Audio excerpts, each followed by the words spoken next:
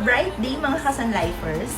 Ang pag-uusapan natin ngayon is kung kailangan mo ba ng life insurance. Sa ating mga Pinoy, yan ang kadalasang tanong. At ang sagot, depende. Bakit?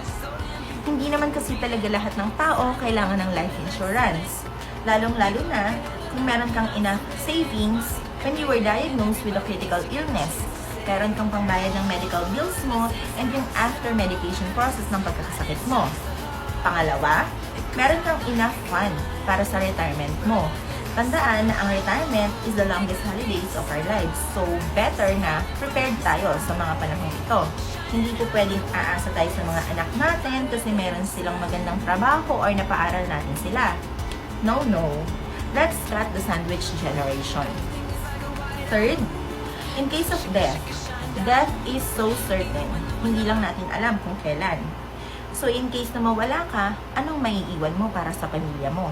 Kung meron kang sapat na pera na maiiwan para sa pamilya mo, then hindi mo kailangan ng life insurance.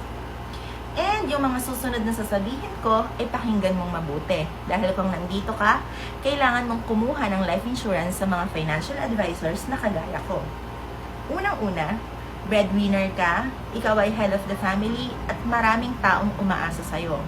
Pangalawa, hindi pa sapat ang savings and fund mo para sa retirement mo or when something bad happen, katulad ng pagkakasakit. Kailangan alam natin kung kanino natin ipapasa yung mga ganitong burden na hindi natin ine-expect na dadating sa buhay natin. Kaya if you want to know more, DM me for more details and for a free financial planning. Bye!